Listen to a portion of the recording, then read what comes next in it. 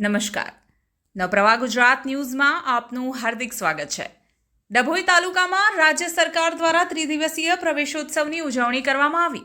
ડભોઈ સહિત સમગ્ર રાજ્યમાં શિક્ષણનું નવું સત્ર શરૂ થતાં રાજ્ય સરકાર દ્વારા દર વર્ષની જેમ ચાલુ સાલ પણ પ્રવેશોત્સવ ઉજવવામાં આવ્યો. ડભોઈ તાલુકામાં 3 દિવસના કાર્યક્રમ દરમિયાન 244 શાળામાં અને 170 ઉપરાંત આંગણવાડી બાલવાટિકાથી ધોરણ 11 સુધી કુલ 4735 બાળકોને પ્રવેશ અપાયો. બાળકો હસતા હસતા શાળાએ જાય અને તેમને પ્રોત્સાહન મળે તે માટે વિવિધ અધિકારીઓ પણ વાલીઓ બાળકોને પ્રોત્સાહિત કરવા કાર્યક્રમમાં હાજર રહ્યા. ડભોઈ તાલુકાના લિંગસ્થળી ગામે ધારાસભ્ય શૈલેષભાઈ મહેતાની ઉપસ્થિતિમાં 93 લાખના ખર્ચે નવનિર્માણ શાળાનું લોકાર્પણ કરવામાં આવ્યું અને બાળકોને પ્રવેશ અપાયો. ગુજરાત રાજ્યમાં શિક્ષણનું નવું સત્ર શરૂ થતાં જ રાજ્ય સરકાર દ્વારા શાળા પ્રવેશોત્સવની ત્રિદિવસીય ઉજવણી કરવામાં આવી. ડભોઈ તાલુકા પંથકની બાલવાટિકા આંગણવાડી ધોરણ 1 થી 11 સુધીમાં કુલ 4735 બાળકોને પ્રવેશ અપાયો હતો, જેના 3 દિવસ દરમિયાન આંગણવાડીમાં 318, બાલવાટિકામાં 1287, ધોરણ 1માં 1131, ધોરણ 9માં 2016 અને ધોરણ 11માં 1114 બાળકોને પ્રવેશ અપાયો. નવપ્રવાહ ગુજરાત ન્યૂઝ, ડભોઈ. રાજ્ય સરકાર દ્વારા કન્યા કેળવણી અને શાળા પ્રવેશોત્સવ તારીખ 26, 27, 28 રાખવામાં આવેલો અને આજે 28 તારીખે છેલ્લા દિવસે ડભોઈ તાલુકાના લિંગસ્થળી ગામે આ પ્રવેશોત્સવનો કાર્યક્રમ રાખવામાં આવ્યો. ગામમાં 2000ની વસ્તી છે. 180 જેટલા વિદ્યાર્થીઓ આ શાળામાં ભણે છે. ગયા વર્ષે 20 બાળકોએ પ્રવેશ લીધો હતો, ત્યારે પણ 11 જેટલા બાળકોએ પ્રવેશ લીધો. હું તમામને શુભેચ્છા આપું છું, અભિનંદન આપું છું. હવે ધીરે ધીરે ટ્રેન્ડ બદલાઈ રહ્યો છે. ખાનગી શાળાઓમાંથી સરકારી શાળાઓ તરફ વાલીઓ પણ આકર્ષાઈ રહ્યા છે અને પોતાના બાળકોને સરકારી શાળાઓમાં અભ્યાસ માટે મૂકી રહ્યા છે.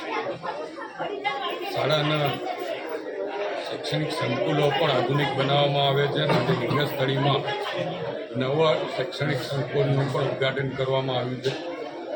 93 લાખ રૂપિયાના ખર્ચે અહીંયા શૈક્ષણિક સંકુલ ઊભું થયું છે. 8 વર્ગો જે વિદ્યાર્થીઓને આકર્ષે એવા સુંદર અને હવા ઉજાસથી ભરપૂર ત્યાં આગળ એ કરવામાં આવ્યા છે. સાથે વિદ્યાર્થીનીઓ માટે પ્રોજેક્ટની પણ વ્યવસ્થા કરવામાં આવી છે. વિદ્યાર્થીઓ રમી શકે એટલે રમતગમતના ગ્રાઉન્ડની જગ્યા પણ અહીંયા છોડવામાં આવી છે અને શિક્ષકો પણ અહીંયા સારી રીતે શિક્ષણ આપી રહ્યા છે. ગામના લોકોને પણ એમનાથી સંતોષ છે. ગામના લોકોના સાથ સહકારથી આ પ્રવેશોત્સવ ઉજવવામાં આવ્યો છે. ત્યારે હું આપના મારફત પણ તમામ જે વાલીઓ છે એમને વિનંતી કરું છું કે પોતાના બાળકને ભણવા તરફ આકર્ષે.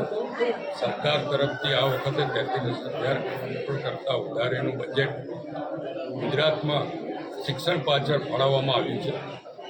શૈક્ષણિક સંકુલો પણ આધુનિક બની રહ્યા છે, બાલવાડીઓ પણ આધુનિક બની રહી છે અને વિદ્યાર્થીઓને જે શિક્ષણ આપવામાં આવે છે એમાં પણ બદલાવ આવ્યો છે. વિદ્યાર્થીઓ સારી રીતે સમજી શકે એટલા માટે જે ખાનગી શાળાઓમાં પ્રોજેક્ટ આપવામાં આવે છે એ રીતના પ્રોજેક્ટ સરકારી શાળાઓમાં પણ આપવામાં આવે છે. સરકારી શાળાના શિક્ષકો પણ અપડેટ થાય છે. સાથે જ સ્માર્ટ ક્લાસીસની વ્યવસ્થાઓ પણ હવે પ્રાથમિક સરકારી શાળાઓમાં કરવામાં આવી રહી છે. સરકાર તરફથી એના માટે પણ આગવું આયોજન કરવામાં આવ્યું છે. અહીંયા આગળ ટૂંક સમયમાં બાલવાડીનું પણ નવીનીકરણ થવાનું છે. જે બાલવાડી છે એ જગ્યાએ નવી બાલવાડી પણ થવાની છે.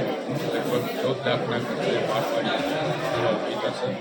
એટલે આ ડભોઈ તાલુકાનું છેવાડાના ગામ કહેવાય એમાં પણ ખૂબ જ સુંદર વ્યવસ્થાઓ સરકાર તરફથી કરવામાં આવી રહી છે.